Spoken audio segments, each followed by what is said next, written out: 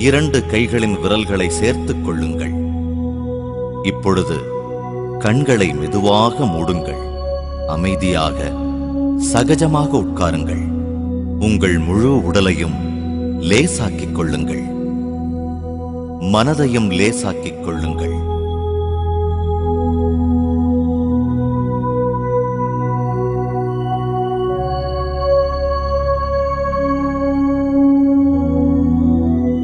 கால்களை பின்னி விரல்களை கோர்த்த நிலையில் நமக்கு ஒரு சக்தி வளையம் உருவாக்கப்படுகிறது.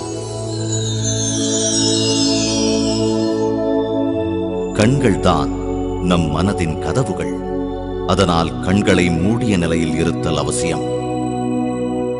மந்திரம் உச்சரிப்புகள், வேறு உச்சரிப்புகள் மனதின் வேலை.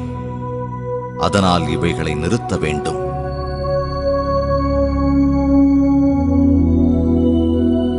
நம்முடைய உடல் முற்றிலும் சகஜ நிலையில் இருக்கும் பொழுது நமது உள்ளுணர்வு அடுத்த நிலைக்கு பயணம் செய்யும். மனம் அறிவாற்றல்.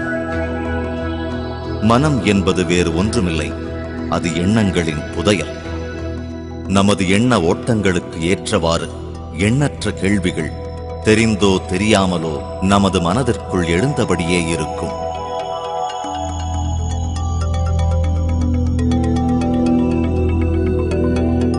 மனதை அறிவாற்றலை கடந்த நிலைக்கு நாம் செல்ல வேண்டுமென்றால் நாம் நமது மூச்சுக்காற்றை கவனிக்க துவங்க வேண்டும். நமது ஆன்மாவின் இயற்கையான குணம் கவனித்தல். இதனால் நாம் நமது மூச்சுக்காற்றை கவனிக்க துவங்க வேண்டும். மூச்சு விடுவதை ஒரு செயலாக எண்ணி செய்யக்கூடாது. காற்றை உள்ளே இழுப்பதும் வெளியே விடுவதும் நமக்கு தெரிந்து நடக்கக்கூடாது. மூச்சுக்காற்றை சுவாசிப்பதும் வெளியேற்றுவதும் தன்னிச்சையாக நடைபெற வேண்டும். நம்முடைய இயற்கையான சுவாசத்தை கவனித்தல் மட்டுமே போதுமானது. இதுதான் முக்கியம். இதுதான் நம் எண்ணங்கள் சிதறாமல் இருக்க சிறந்த வழி.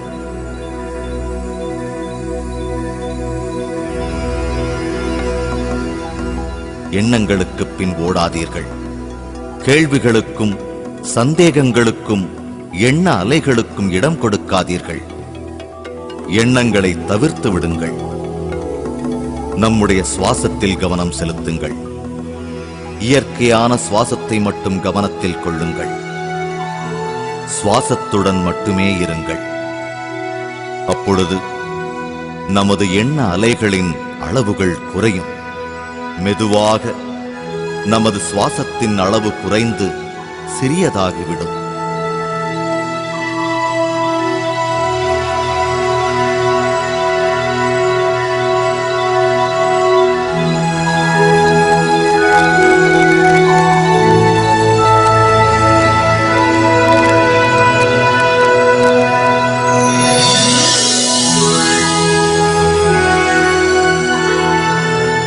இறுதியில் சுவாசத்தின் அளவு மிகவும் குறைந்து நம் புருவங்களுக்கு இடையே ஒரு ஒளிக்கீற்றைப் போல திடப்படுத்திக் கொள்ளும்.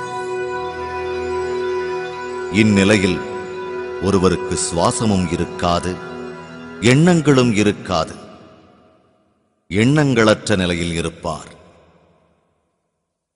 இந்த நிலையைத்தான் முழுமையான முக்தி நிலை என்றோ அல்லது எண்ணங்களற்ற நிலை என்றோ கூறுகிறோம். இதுதான் தியான நிலை.